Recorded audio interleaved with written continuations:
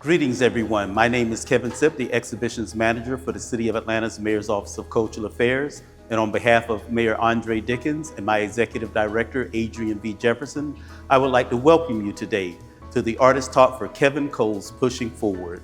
A phenomenal exhibition featuring a retrospective of his life and art, and I hope you enjoy the talk.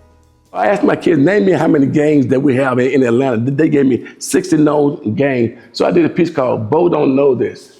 How many kids were killed over their tennis shoes and starter jackets?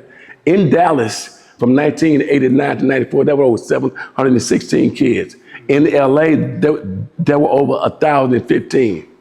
So I was bringing concern to the idea of kids being killed over their tennis shoes and starter jacket. And the most sought after jacket was the Chicago Bulls jacket. And I got to tell this story because I remember when I did the piece, Michael Jordan's ex-wife was getting ready to buy a piece of mine. And I was like, I hope she don't see this. So now let's fast forward.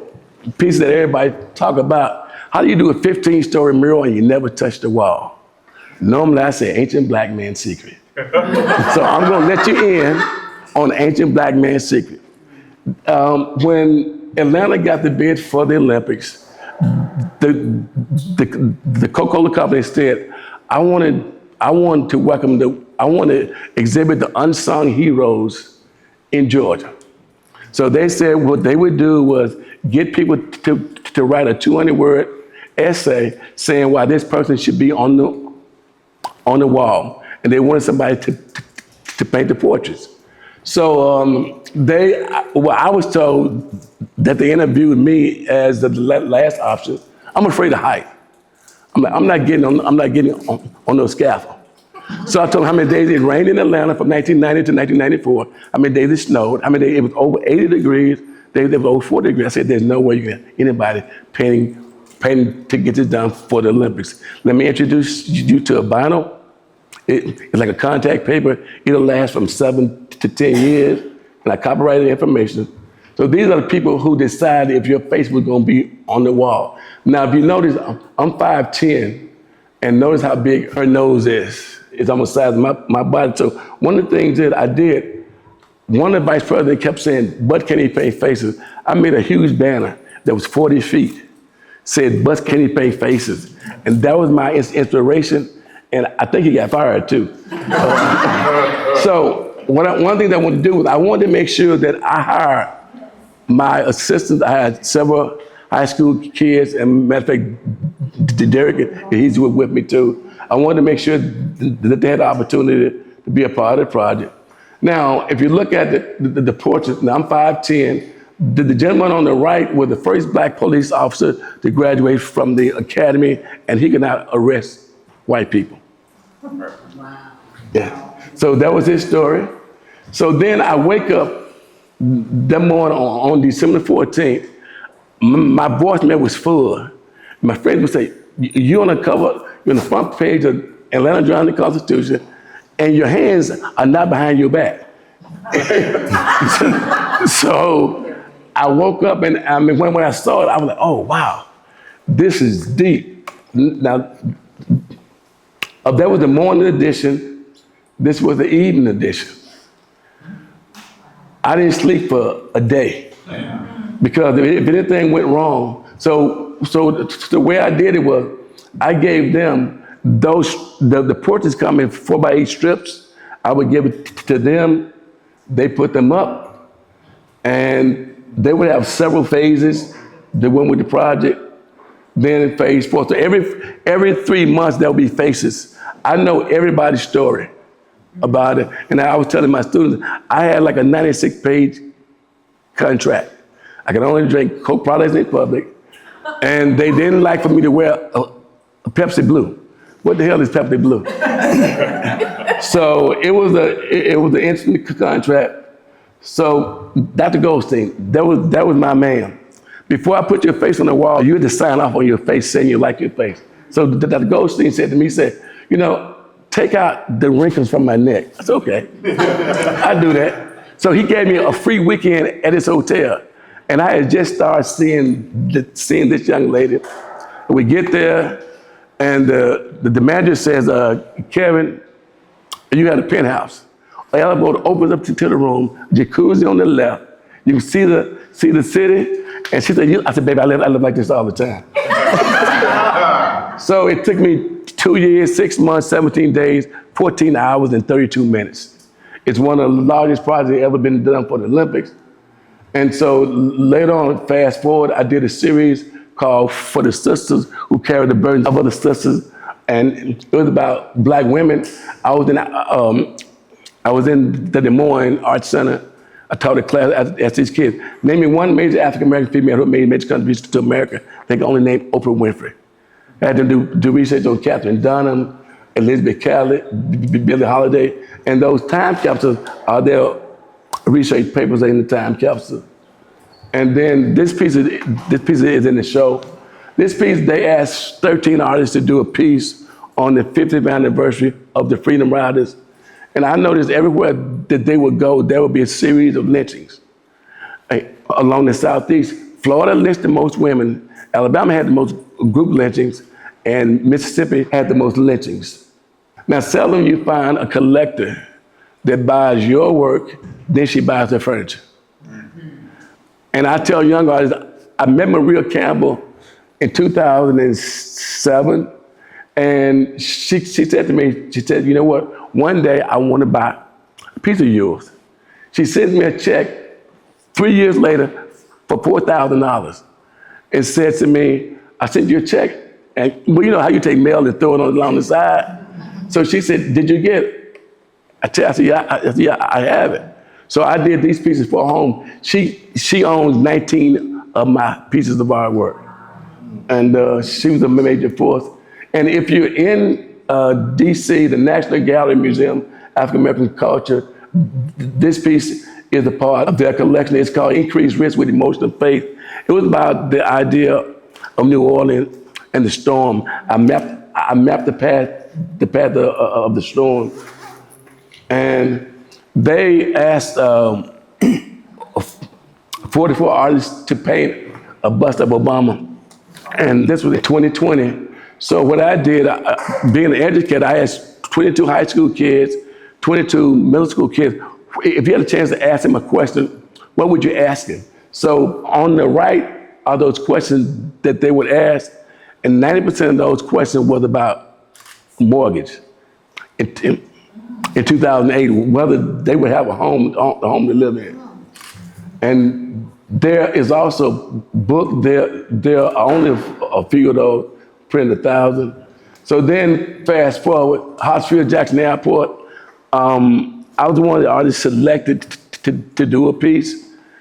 And right now, I'm the only American artist in there at this point. So what I did when I thought about doing the piece, I wanted to do a piece that symbolized the dynamics of what was happening in the airport.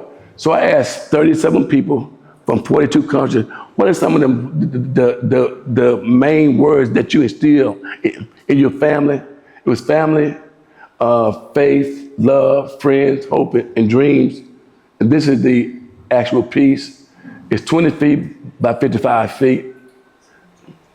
You can't miss it if you're on the National Concourse. There's the down view, there's a top view. Now, fast forward to 2020, I received a grant from the, the Museum of Contemporary Art. I was reading these books, and I started to look at the idea of gerrymandering. With the gerrymandering, how the black votes are suppressed. So I did this series of aluminum pieces called The Dirty South, where you see the dirt on those maps are where the black votes are suppressed. That's Mississippi. I did Arkansas, where I'm from, Texas, Kentucky, and Alabama. Then I created these banners. On those banners are court cases that deal with the idea of voting and deal with voter suppression. The one on the left is North Carolina. The one in the middle is Georgia. The one on the right is Florida. On that circular part is President Trump said, "Make America Great Again." Engraved on that is "Make America Responsible." So these are some of the other monotypes. I had no idea until I did a lecture in Texas that in 2021 I picked the swing state that decided this past election. I was just doing research on them, and I didn't realize that. Somebody pointed that out. So now this is Philip Downing, a black man who invented the mailbox.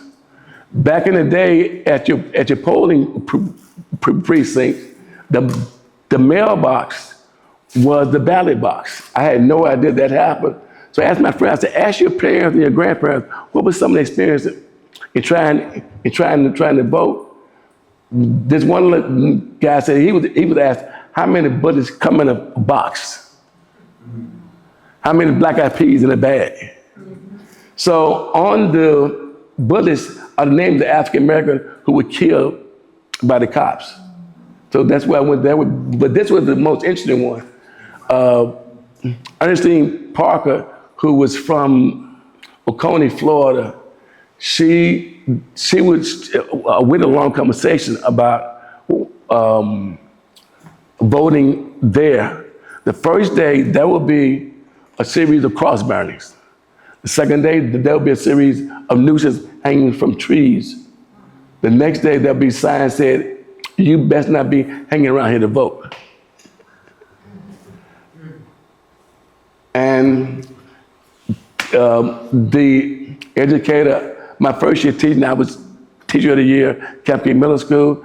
I was teacher of the year at Woodland Middle School, Turner Broadcast System, Art Educator of the Year, National Educator of the Year. So these were things that people want me to talk about. They include that picture. Now, if you're going to start buying art, these are two books that I suggest. I've been collecting art for a while. So here are a few pieces. In my new home, those are a few. Terrence Corbin, who was my professor in Arkansas, was the first piece I collected. Henry Linton was also one of my professors. The late John Howard, who was in Arkansas, he won a national show. And because that was a show, jury show, and he won first prize in the show. Once they found out he was black, they would not give him the award. He did a piece called A Letter to Picasso. And this is a piece by Ernest Davidson. It's me and my son, who's there in the back. The first part, the first face is his face. He was 9. On the right, I was 35 and I was 40. So it's a lamp. And Larry Walker, who was the director of School of Art and Design at Georgia State, Romeo Bearden, Jacob Lawrence, who I've collected, Sam Gilliam, who's a nationally known artist. I always tell the story about Sam. My daughter, she was in the 4th grade, and everybody, her teacher asked them, say, well, for Black History Month, we want everybody to do a report. So everybody was saying Martin Luther King, Maya Angelou, and then my daughter said Sam Gilliam. The whole class said, who is that? So she did a research paper, and she called Sam and did an interview with Sam. Sam created 3 pieces about her. One of them is hanging in the Mint Museum. My sister owned the other one, and we own this one. Kerr Walker, his daughter, Elizabeth Catlett. This is a piece that most women love. I have a room in my house that is by women or about women. And this piece is entitled, Give Me Another Heart, because this one has been broken many times. Every woman loves that piece. Carrie Jane Marshall, Willie Cole, who's a well-known artist, Philip Pearlstein out of Yale, Radcliffe Bailey. I listened to a lot of conversations about Radcliffe, how well that they knew Radcliffe. I'm one of the few artists that Radcliffe, I think I'm the only artist in this city that Radcliffe traded a piece of artwork with.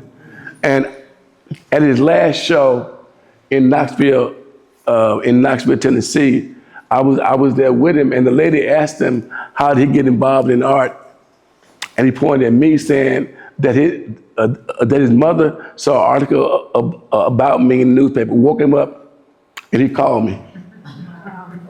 So this is an interesting piece by another artist. It's about the war, in which we got a war going on now. Faith Ringo, Augusta Savage, then they 36. Eddie White, hand-picked cotton, now pick ballads. Charles White, a lot of these artists are high-profile artists, and then I have a lot of emerging artists. And this guy been with me for 35 years.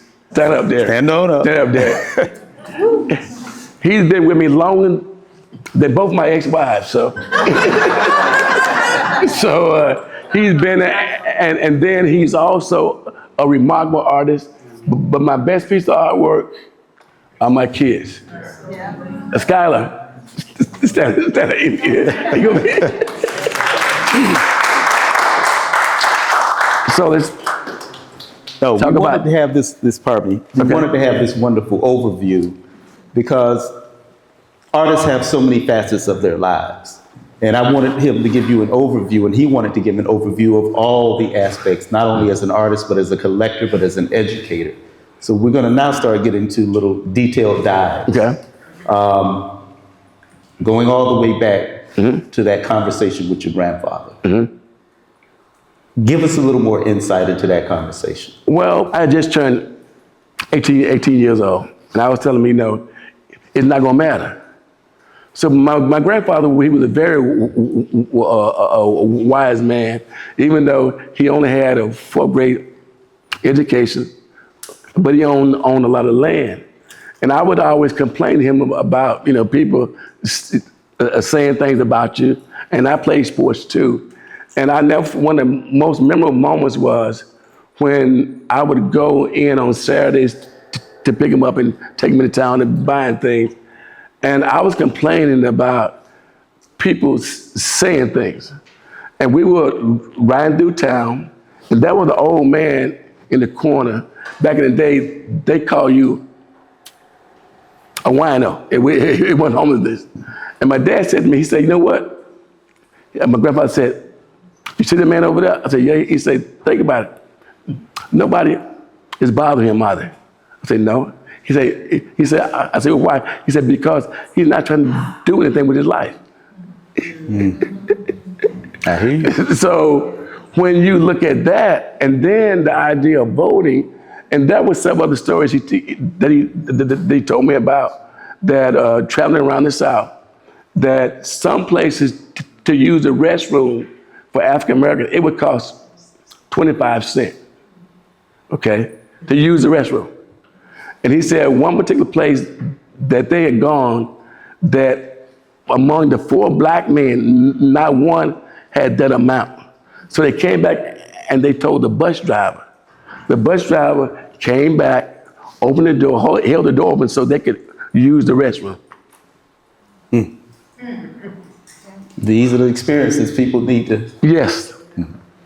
So the necktie, I mean, as much as I tried to get away from it, but I like the phrase by Jasper John who said, I'm gonna do something else with it, do something else with it, and do something else with it. Because that's been very consistent over the years. Over the years, and then right now, I'm doing a series on sundown towns, where black folks are not, you gotta be out of town. And then I remember being on the bus, on the football team where all the black players had to get down on the bus. We were going to certain town. Yes. All right, now I'm going to bring in something contemporary that just happened that a lot of people may not see the weight of. Anybody checked out the Supreme Court decision yesterday about mailing? An African-American woman who owned a lot of property in Texas sued because the post office refused to give her a key to open up her mailbox for her tenants for the land she owned. Right. And they told her they don't have to deliver your mail. Right. And she can't sue the government of the United States for not doing so. So they're not obligated. No. But nobody brought up mail-in ballots, voter registration, all these things you get through the mail that if you don't get them on time, mouth get in the way of you getting timely information so that you can vote. And I said, it's interesting that nobody brought that angle up. And then I thought about your ballot boxes. Right. And then you look at the 14th Amendment. The John Lewis voting rights have yet to be approved. So there are a lot of issues that are going on that nobody's talking about. And it's funny because I've been fortunate. At one time, I had 9 galleries around the country. Yes. And one of my galleries told me, she said, hey, you're going into a different direction. I can't sell this.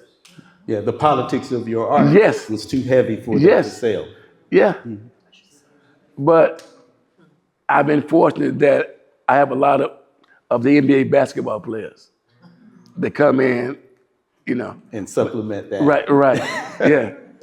But, and I mean, it's very important because a lot of times, I mean, one of the biggest debates we've had over the years in the art world, and I don't see it as a debate because good art is good art. Whether your art is political or apolitical or non-political, or it's art for art's sake. Right. I never really understood the term art for art's sake. I mean, years ago, an artist once told me, everything is political, whether you know it or not. Not and what they everything. mean by that, sometimes you have the privilege not to care Right. about what's going on in the world. Right. But what has earned you that privilege is the politics around you. And so when I see an artist like yourself who has created a steady body of work, really since your early days, that spoke about the injustices and the overcoming of those injustices through your art, what made you want to maintain that consistency? And I may be obvious, but to have people to tell everyone why. Well, I mean, looked at Norman Lewis and Sam Gilliam, who's one of my mentors. And Sam told me in terms of the books that are back, and there are several catalogs for sale and posters. Tell your own story. Before you leave, tell your own story, because if you don't tell it, somebody else is not going to tell it like it's supposed to be told. So that's been my whole concept about doing the work. And I mean, I always say that your faith will allow you to do. I mean, I listen to students, they talk about, I had a group of students came all the way from Montana to my studio, sit there with me. Now, one asked me about how much time I spent in there. And the concept, only thing they want to know is, how did you get Michael Jordan to buy a piece? How much was the Olympic project? And I said to him, I say, it's never been about money for me. It's two things I live by. My mom, the three. My mom had a saying, whenever I went out with my best friend, she would line us up and say, boys, what's the motto? Never let the little head tell the big head what to do. Okay. Somebody get it on their way home. And my dad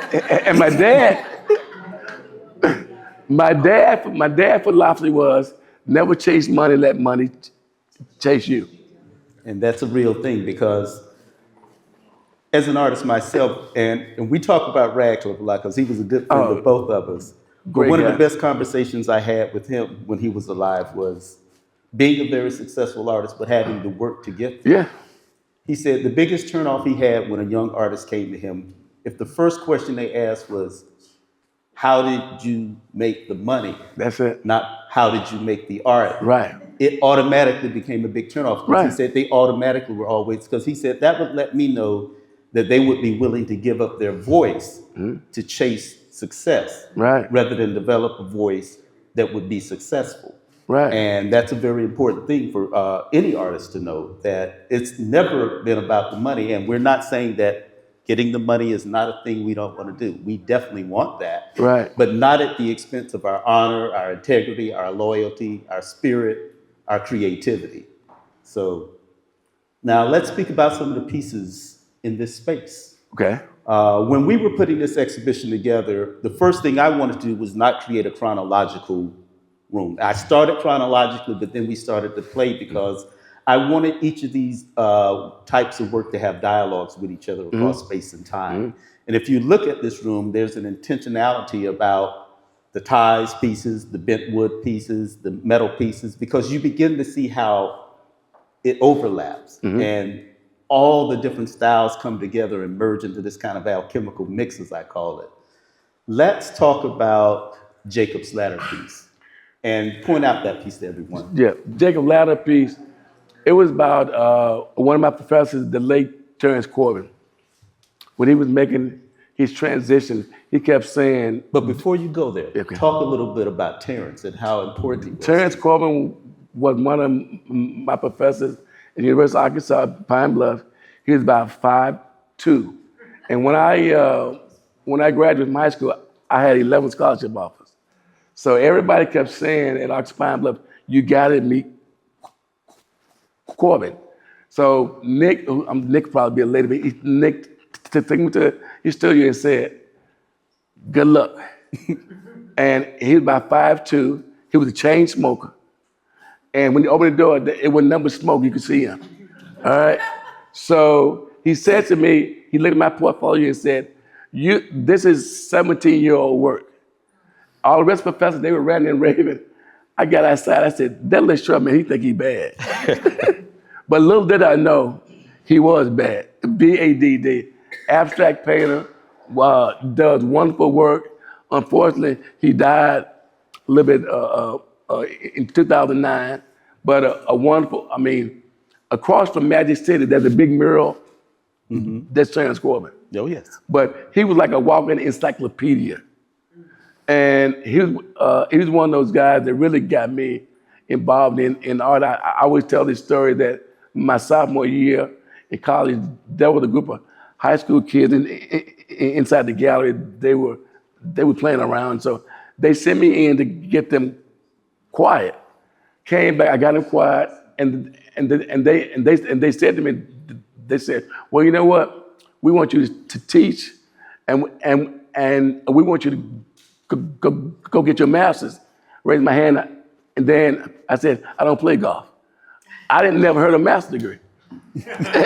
But they started preparing me at 19 years old to go get my master's degree. But that's how important, and I say with historically black colleges, these were men who were selling artwork around the state. Corbin, the word on the street was Corbin sold over $1 million worth of artwork in the state of Arkansas. That's a lot. So, Jacob Black, this one was about Elizabeth Catlett, who I knew personally, and when she passed. So a lot of the symbolism is there. You got the steps that are there. You got the necktie shape and the scarf shapes that are there. And Miss Catlett was a real important person to me because I met her and she talked about a lot of the social and political issues. And they recently had a major exhibition of her work at the National Gallery of Art. You didn't get a chance to see it. It was phenomenal. Right. So if you could think about all the artists who were your biggest influences. Terrence, I know, I've looked at his work. Right. Definitely, give me some other names that might have. Norman Lewis, Sam And why? Why Gilliam. Norman? Well, Norman Lewis, he dealt with the idea of social and political issues, being an abstract artist. And Sam Gilliam was the one, for me, that instead of putting stuff on the wall, he came off the wall. And when I met him, there was a show in D.C. At the International Visions Gallery. The Washington Times wrote, "I was the second coming of Sam Gilliam," and that was scary. And I met him. Darrell Walker and Greg had arranged for me to meet him, and I spent a weekend with Sam, and it was probably the most important weekends I ever had in my life because he taught me a whole lot about not only the idea of art, but the idea of being an artist walking in and out of two worlds, one black and one white. Indeed.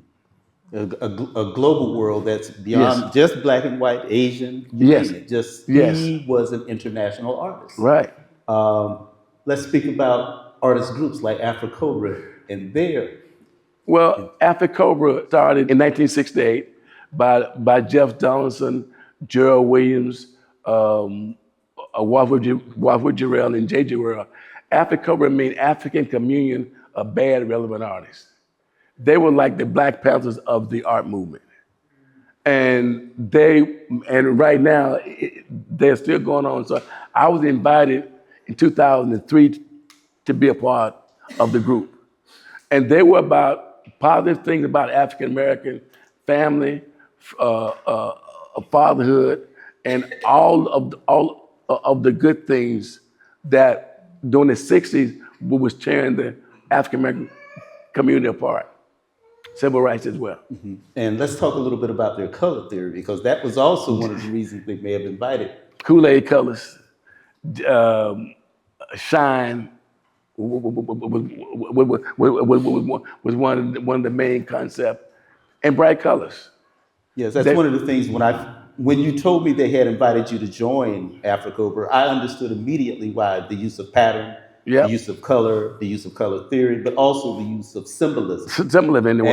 And they were very strong about not using symbols for the sake of using symbols, Right. but knowing what those symbols meant so Man. that it could be used in the appropriate manner. And then for them, it was very important that you're able to communicate what you was doing. That's why I was telling somebody else that every medium I use has to do with a particular event or something that happened to me. I was saying that I have a TV in all three of my studios.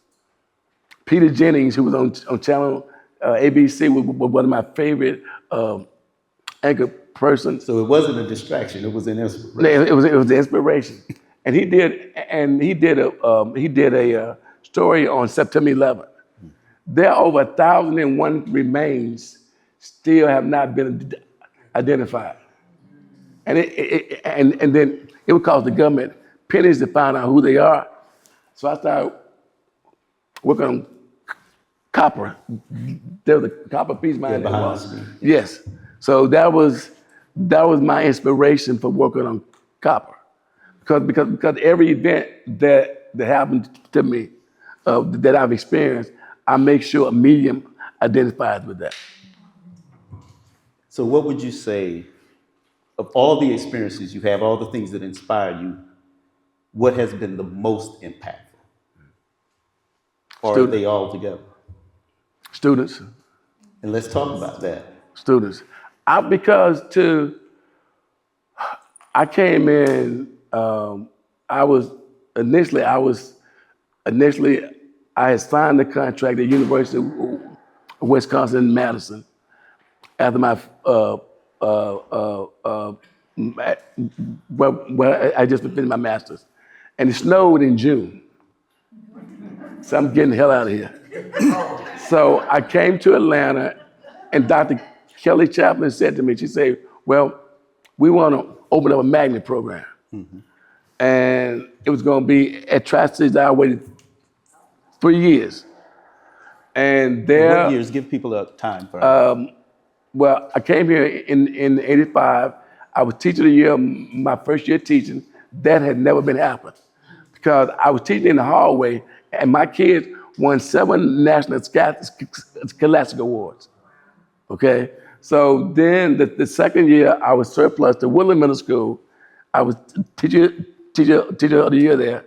Then I went to Tri-Cities, where I met Derek, and Turner Broadcasting System named me their super teacher of the year. So then I took a leave of absence to do the mural for the Olympics, a 3-year leave. Then I came back to start the magnet program at North Springs.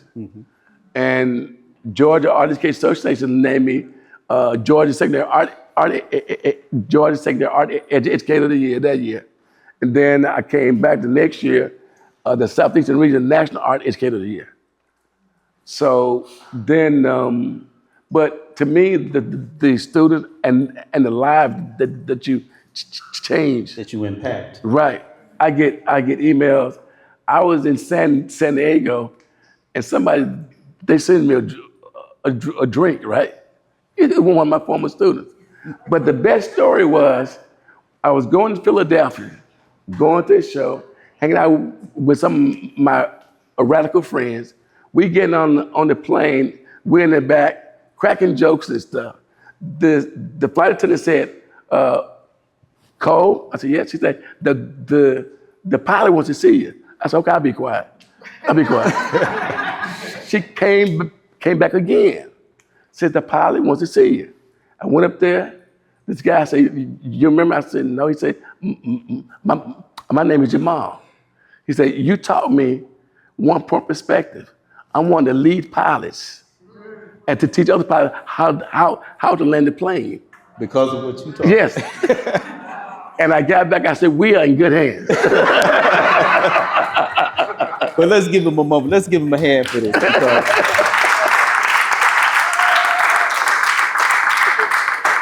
And it's very important to know how impactful Yes. the things you teach someone, how it stays with them their entire Yes. lives. I mean, to continually get the Teacher of the Year award means you're doing something right and you're doing something very well. And what did you like most about teaching those students? I like the ones that came in saying that I can't draw. And just like I would explain to them, Miles Davis, he didn't come out of his mom's womb blowing a horn. You can learn how to, just like you learn to play an instrument, I believe that you can learn how to draw.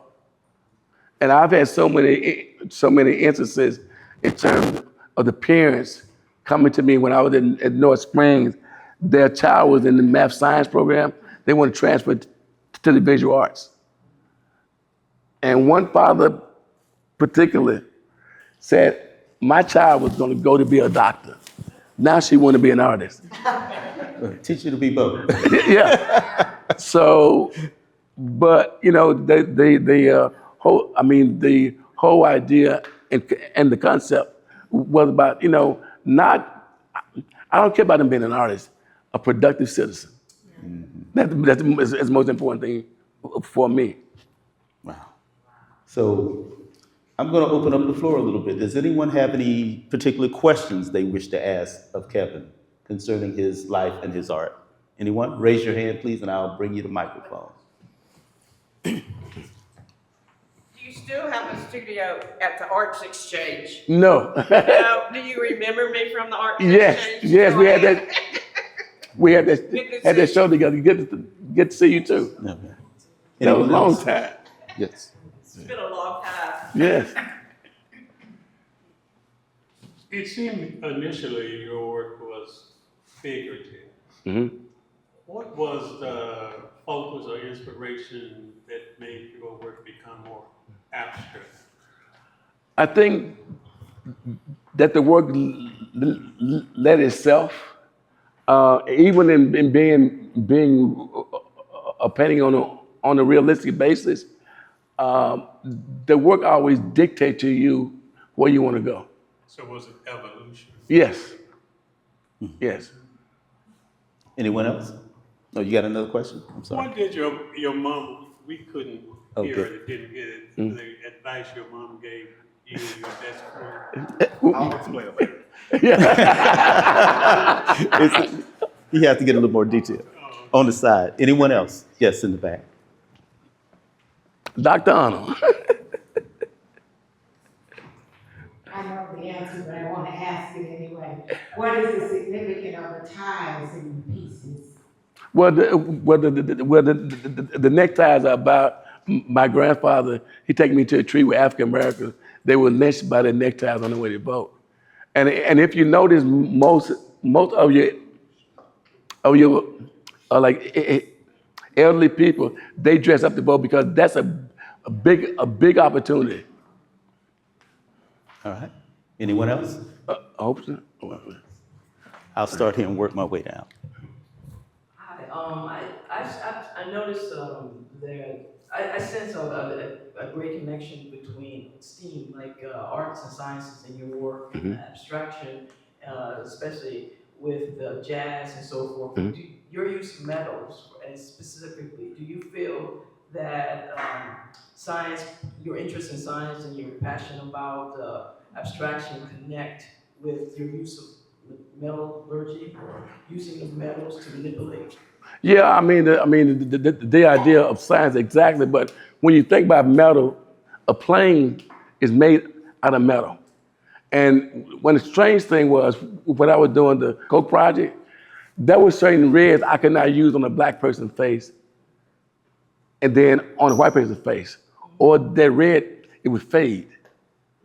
So we were always sampling paints on, and we put it out in the sun. And some of the paints had metal in it. Hi. Hi. So, a lot of your work feels like it's pulling from historical context and research, and I'm curious how you, if you do, separate the lines of historical accuracy and like perspective. Like, what advice would you give an artist trying to approach their work That's it. that way? Yeah, that's good. Well, I think that the work would tell you where it wants to go. And like I say, I got sketchbooks. One of the things I wanted to do was teaching high school what kids had in the lockers. I always wanted to construct these lockers and do paintings of what they would have in their lockers. But I mean, this whole thing, once I started listening to music, and especially Prince and his statement, his music about signs of the time, dealing with AIDS and homelessness and stuff like that, it took me to another direction. I don't know if I ever go back to the lockers. One day I may. But I just think let the work lead you. And I'll say this to a lot of young artists. You can never say everything in one piece. That's hard. And a lot of artists tell me, well, you know what, I want the piece to say all this. I didn't know. It's real hard to say everything in one piece. So that means a series is important. Thank you. Kevin, you mentioned briefly what you're thinking Hold it a about little closer so everyone can hear you. Oh, yeah, what you're going to be doing in the future. Could you share any more with us in terms of the themes and the materials that you're attracted to? It's a good question. As I mentioned, I want to do the series on sundown towns. I haven't decided the medium yet, but I have attended shows scheduled in Berlin, and Dr. Curly Holden. I'm thinking about doing a series of mono prints. And a good thing that happened to me last week, I had a group of collectors from New Zealand came in and bought work. They had been following me for 9 years, and they bought 11 pieces.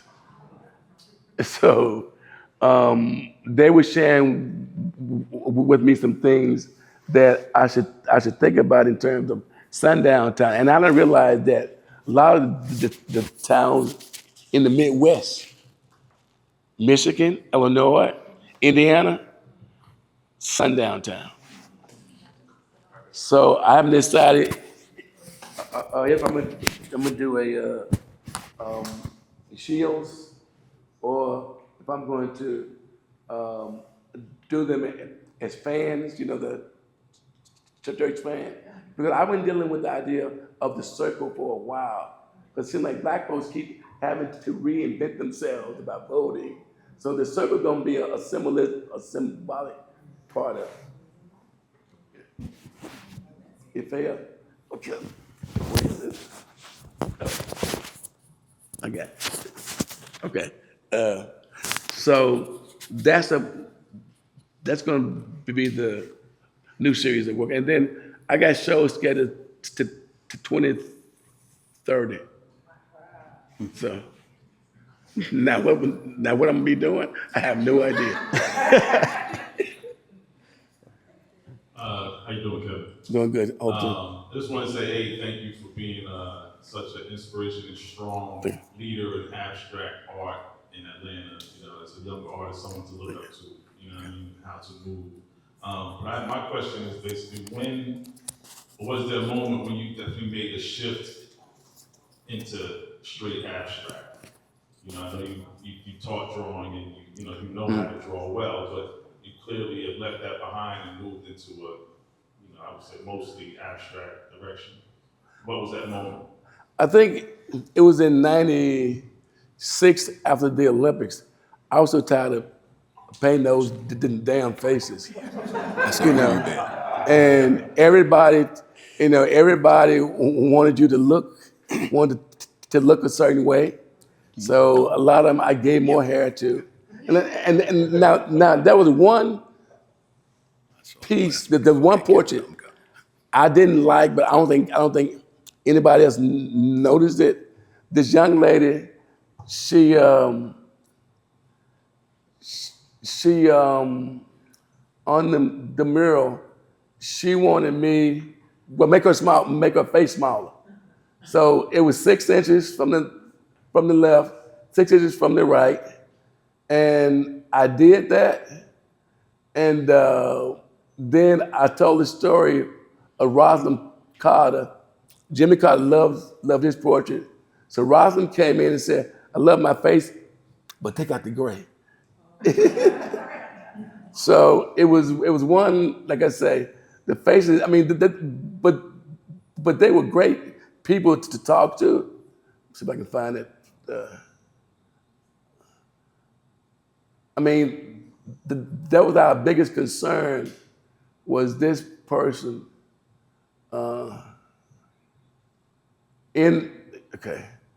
the left-hand corner, the girl with her face turned was the one that didn't quite fit. Nobody else noticed it, and I was like, thank you, Jesus.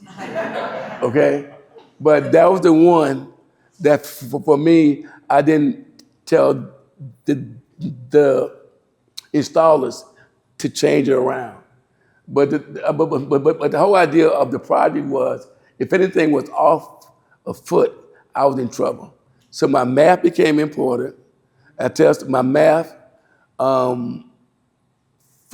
those parts and how much money I wanted to get paid. And one of the things I did, my best friend, who's a lawyer, I had they had a team of lawyers. I had one lawyer. And it was a 96-page contract. And if that piece is reproduced, if I'm gone, my son will get it, or my grandson, 25%. And if they bring it back, they have to ask me first. And I'm the only one that I have everybody's story. Coke don't have them. So that's going to be in my archives and my wherever I donate. I got everybody's story. And at the same time, somebody I didn't mention was we got death threats too. Anytime we put a white person over a black person, they would leave messages on my answer machine. And when I put a black man on top of the Coke bottle, it was terrible. And we kept some of the messages as well. Kevin. Yes, sir. Thank you for inviting me. I'm headed to Freddie Coles after this, but I always like to ask artists, what is your creative period? When do you create? When are you in your zone? Well, I like late at night. It's quiet. And then I have a lot of music that I listen to, but I found late at night is good for me, especially Sunday night. Between 10 p.m. and 3 in the morning? Yes. Now, in terms of Picasso, his body of work, I think it's over 147,000 pieces during his lifetime. I think he lived in his 90s. Remark Bearden is about almost 5,000. Currently, you're still a young guy. How many pieces do you think you've created today? Ooh. That's scary. I mean, I'm fortunate that I sell a lot of work, and then I say that, humbly. And when I did the mural for the Olympics, I had people coming out of the woodworks in California or emailing me saying, I have one of your pieces. I would say at least thousands right now. And yeah, that's all I can say. And you're part of the CAU collection, Clark Atlanta University. Yes. Yes. Brian. Hey, sir, I wanted to say that artist what inspired me to be a photographer some years ago. And that's why it allowed me to keep my eye on art. And I was so happy to see you walk through my church one day and say, wow, there was a pose in my church. My question to you is, do you see that other people's professions are inspired by art? I've had that question asked, could be either film, sometimes it could either be, I know you said it earlier about somebody being a doctor, turn to art. Sometimes people could be an artist, being a surgeon even, in the decision of mastering what they do. Do you feel that way, that it kind of goes in reverse sometimes? Yeah, I see it a lot because even the conversations about not just art, but the conversations about life. You know, I always and then one thing I like about you, I always said that you're able to capture the spirit. That's been every photograph that you've been able to take of me. I mean, I have all of them, but which I think photography is so hard though, because everybody think that you just take a camera and shoot, but to capture the spirit is a very important thing. I was actually shooting in my head while you were talking. All right, do we have any other questions out in the audience? All right, one moment.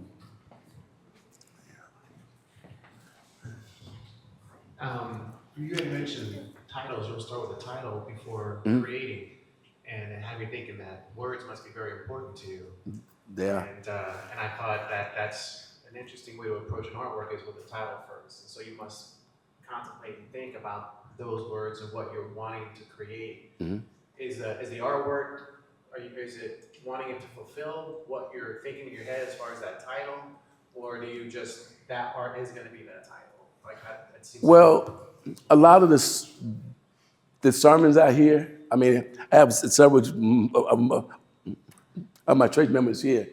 A lot of sermons I hear, I'll hear certain things that would trigger me to write down the title. And I try to make the artwork come close to the title. One of the pieces that I did that Michael Jordan's ex-wife liked, it was entitled, If I Change My Name Tomorrow, Would My Journey Stay the Same? And I had the opportunity to actually meet Michael Jordan with my best friend, Darryl Walker, one of the big collectors. He was talking about how all the money he had, he couldn't save his dad. And so those titles, and then sermons always stay in my mind. Now I have another question as well, standing up here. As far as the various ways in which you make art, what has been the most difficult process for you? Bending the wood. Because I'm one of the, from what I get, I was told I was one of the only artists in the country that's bending wood. And when you ask me, I'm gonna tell you, it's ancient black man's secret.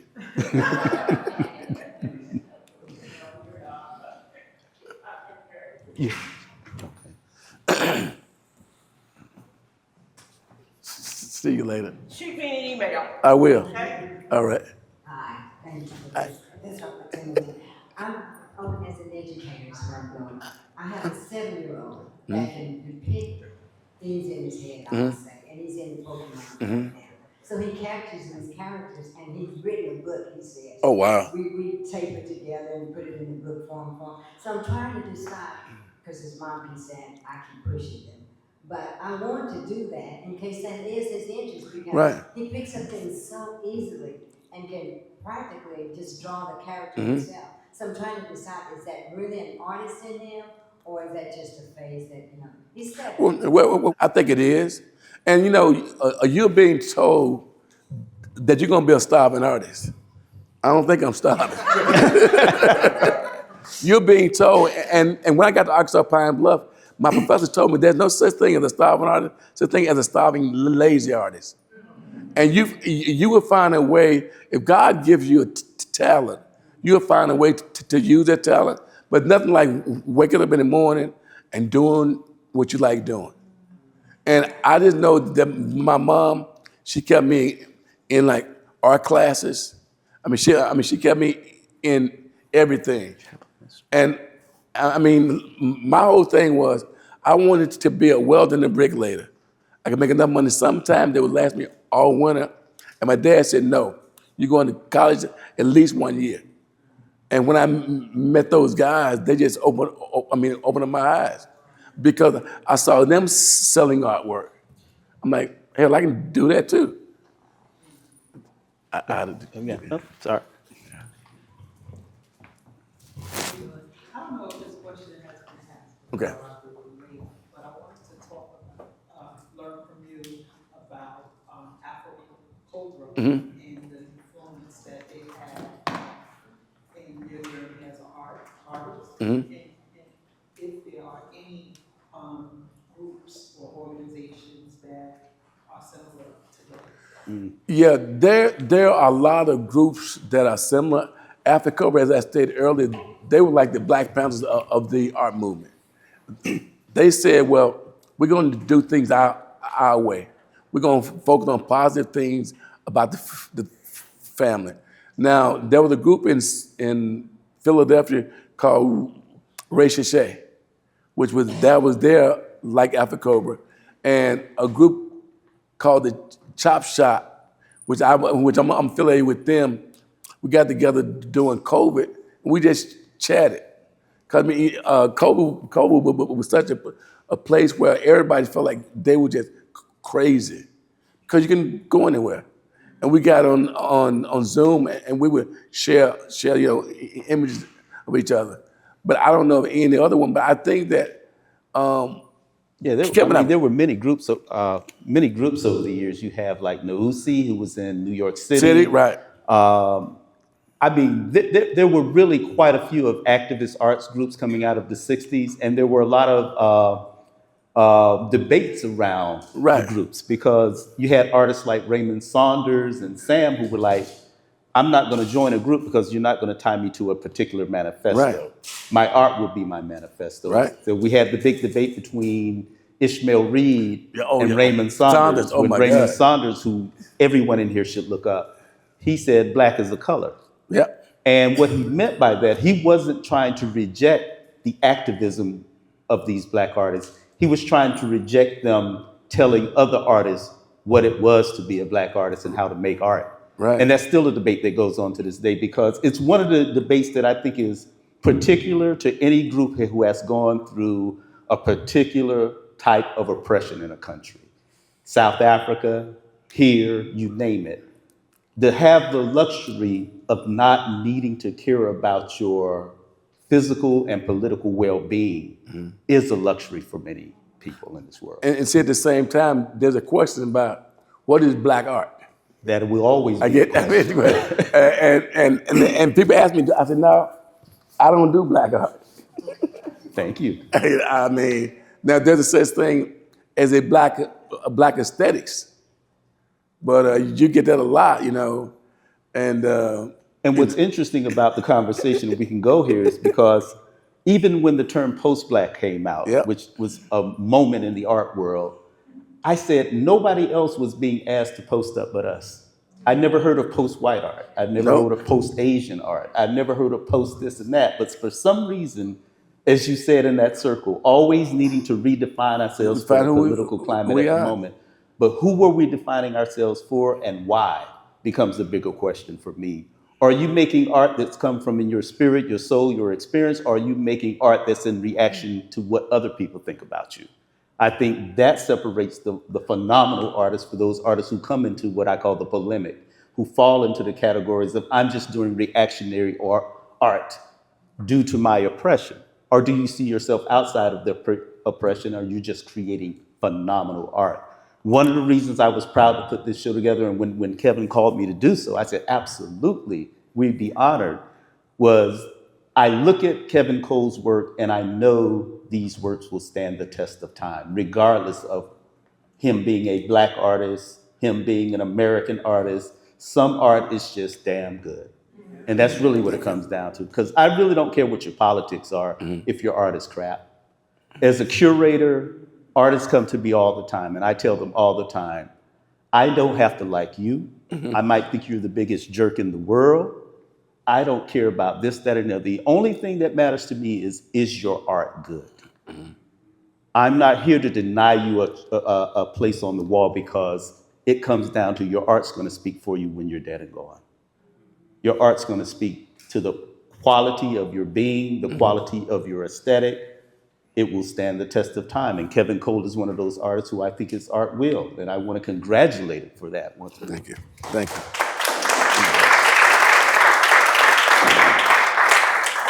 Do we have any more questions in the audience? Yes. And was someone over here raising their hand? No? You, okay. Well, Brother Cole, you know, I'm a technical. I'm pretty much devoid of any artistic skills except telling jokes. That's an inside joke between me and God. So, how do you feel about, or is there any AI influence on you or in the world, in the artistic world? My daughter hates it.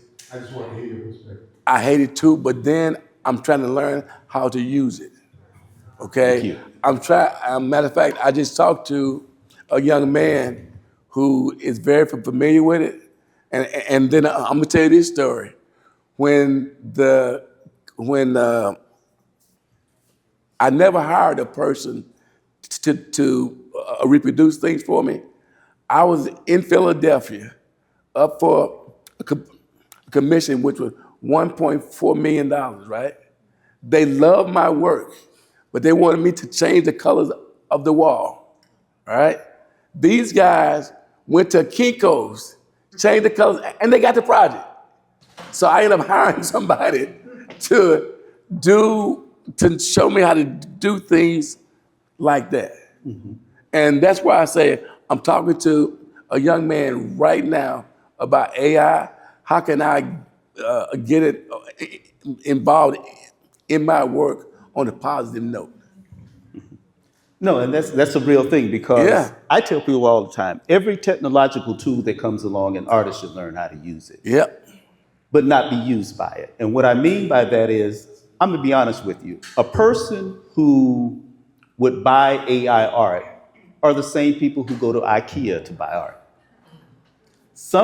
A real collector wants this real artist to make that art for them. Those who don't care are going to buy art from a reproduction company. Mm-hmm. They'll buy posters. So they're not the ones we should be that should set the standard for what it is. And I tell people all the time, there are people who really don't see art as nothing but a backdrop on their wall. Wow. So whether it's AI, whether it's poster reproductions, you name it, that's what they're going to buy. But the real collector wants the real artist's work. So I'm not threatened by AI. No, I'm not either. It's just another tool because believe me, when you did those vinyls on that Coca-Cola, there was a time when you wouldn't have been able to do that. Technology didn't exist. No. So you would have had to find somebody to climb up on that scaffold for you. Yes. So we have to find ways to utilize these tools, but just don't let them consume us as creatives. So I'm going to bring this over to you. Thank you, Mr. My hand wasn't raised, but my spirit was. You know that? So thank you. Thank you as well for just sharing your journey with us, sharing your art with us as well with the world. My question is about your journey. Have you ever experienced a period of time in your creative journey where you just felt like something was locked up inside of you, where things weren't, flowing as freely as they have maybe in other parts of your journey? And if so, what did it take for that to shift for you? I've always relied on my faith.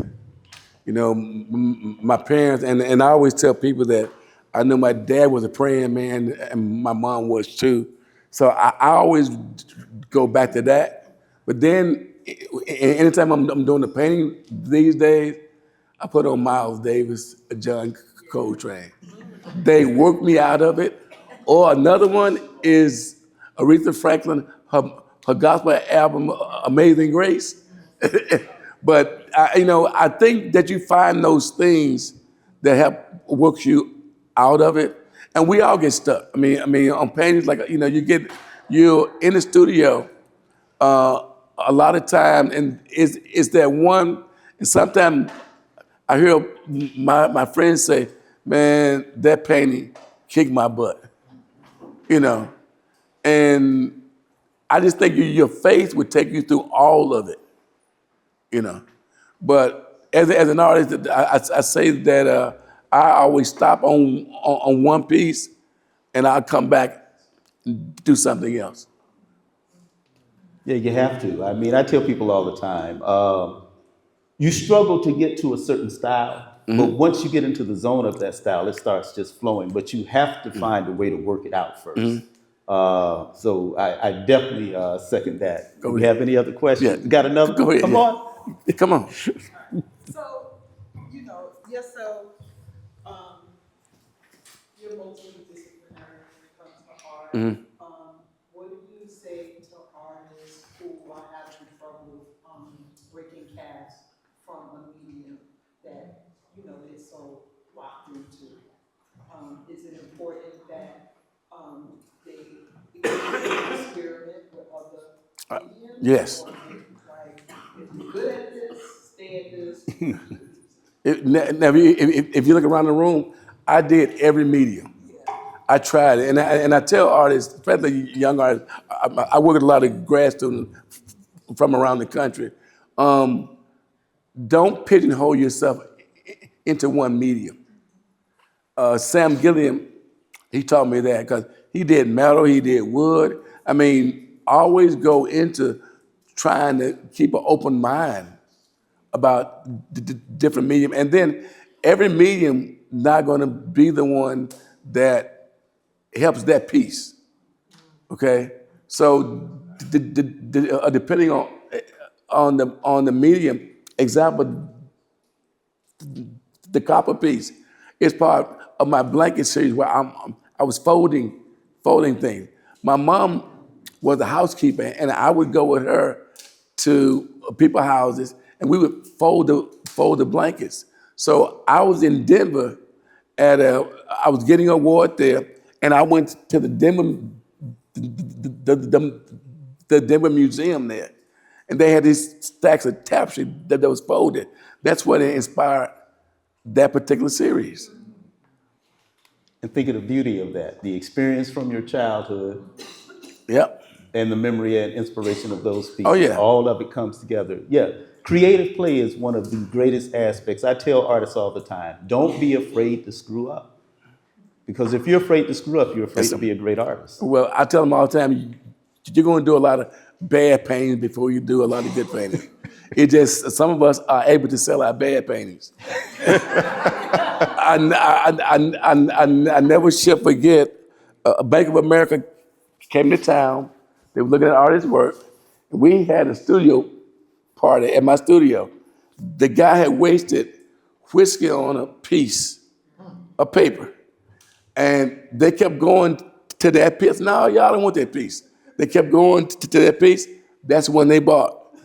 And then when they flew all of us to Charlotte, I went up trying to smell if I can still smell the whiskey. Let me ask you a question. Kevin, the phenomenon regarding art and neuroscience. Of course, neuroscience examines how art impacts humans cognitively, emotionally, and physically. And that's a trend. I know the High Museum is really starting an initiative with HBCUs in that regard. Because your work is so prolific. Like I said, how many pieces have you done? And called art, there's an emotional connection. Have you been engaged in that aspect of it? I have not, but then I've had collectors who happen to be Black have talked about how the work made them feel. And I tell people, I have a title for everyone. I don't do a piece, I don't have a piece that I don't have a title for the piece. The titles are very, very important. For instance, one of my collectors told me about something. She said, you know what? I feel this piece. And we started talking. She said, "This I don't feel like anything else, but I feel this piece." And I think that's the joy of abstraction, especially with a lot of African American black abstract artists? Because now, now if you look at the history, a lot of black abstract artists are getting their due right now because they were doing stuff a long time ago. You got Jack Whitten, Sam, they are in they're in triple figures right now. Because the spirit of the work, I think it was the spirit and the way it was done.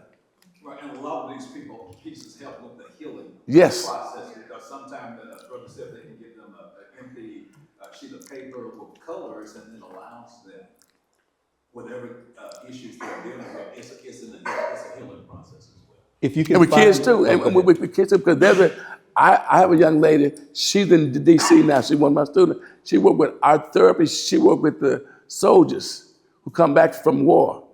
They're doing art therapy. That's the hot thing right now. I would recommend for anybody who wants to pursue this history of African American abstraction, there is a film that was made many years ago called Persistence of Vision. Yes. Highly recommended because it talks about the struggles that many African American abstract artists went through back in the late 40s, in the 50s, and early 60s, who are now legends in the art world, who were innovators in the abstract movement, but who were, of course, left out of the history books when it came to the innovative innovations they brought to it. Of course, Jack Whitten is getting way overdue his Way due. overboard. But there's so many others that you need. Betty Blayton Taylor, who was African-American female abstractionist out of New York. But Persistence of Vision is the name of that film. And if you can find it, it'll be one of your most satisfying viewings. So definitely. Do we have any more questions out in the audience? And see, one of the other things about those artists, I tell the story that I bought a Al Loving for $4,000. So when I turned 60, I said, you know what? I want a new car. I looked on the wall, called the curators. I sold it for like $18,500 within 2 hours. So he's one of those black abstract artists that everybody is talking about. Yes. And also there are some catalogs in the back, some posters for sale as well. My question, being someone who has Persistence such of an vision. amazing collection, I've been blessed enough to come into your home and see how every one of your walls is covered with a masterpiece from African American artists in your generation and now.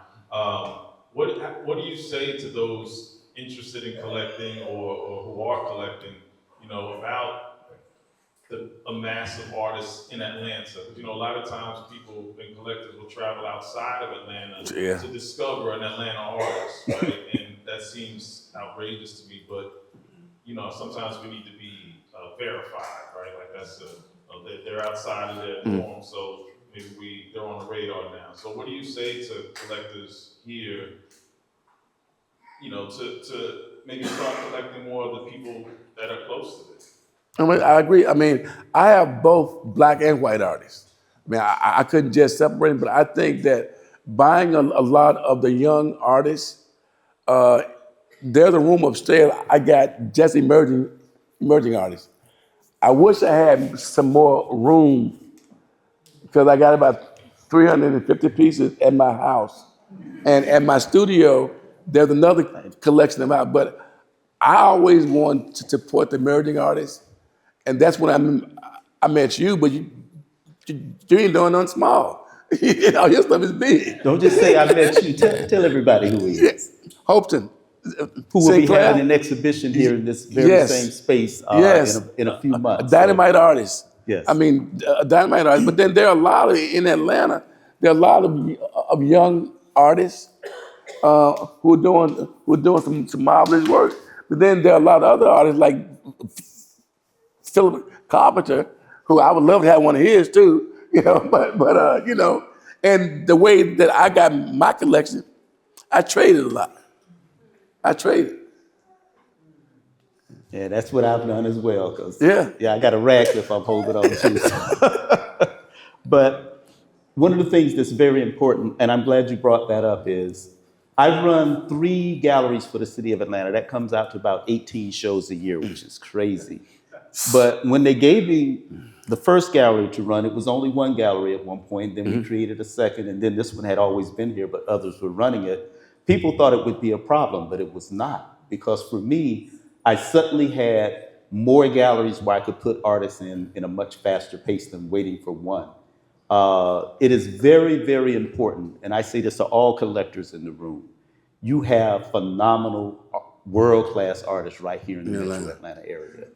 Do not look around the world to find them. And when you in saying that, I want a few of my collectors who have pieces in the show to stand, or Craig in the back. He owned a figure father,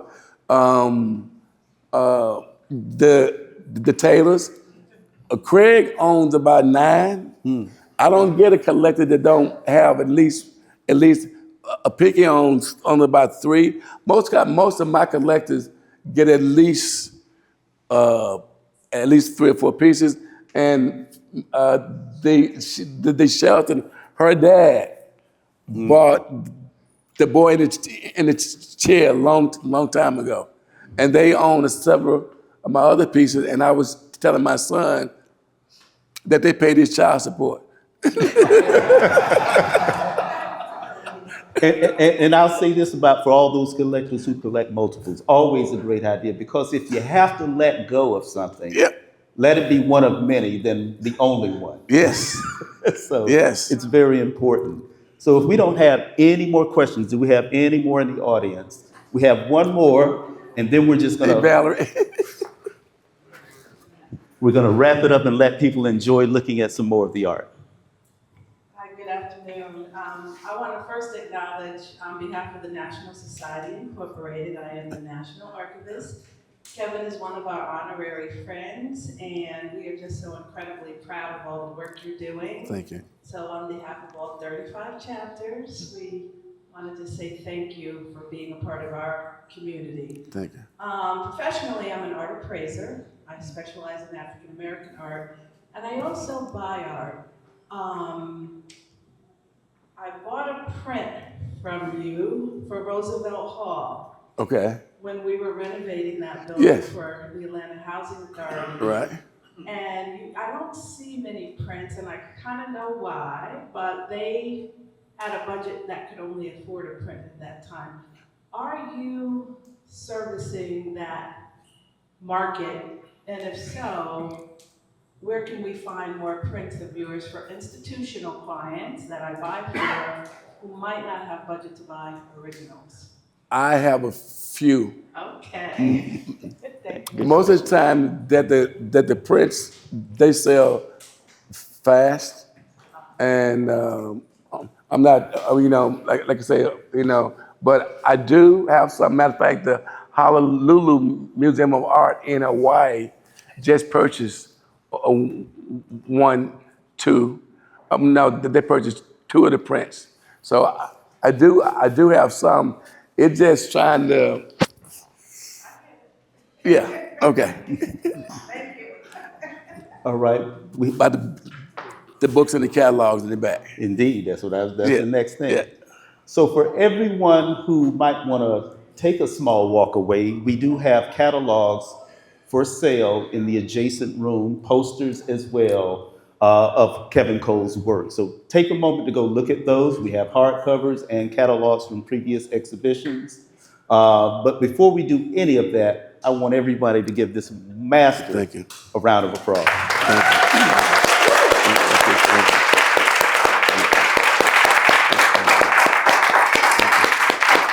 Thank you. So this exhibition will run to the end of March. Please let your friends and family and associates know about it. We do have a calendar online that lets you know of all the upcoming exhibitions that will be taking place. And like I said, we gave them a shout out, but in a few months you will see another fabulous exhibition in this space by Brother, stand up, Hopeton Sinclair. Be ready, because you will be blown away by the works of Brother Hopeton Sinclair. Thank you.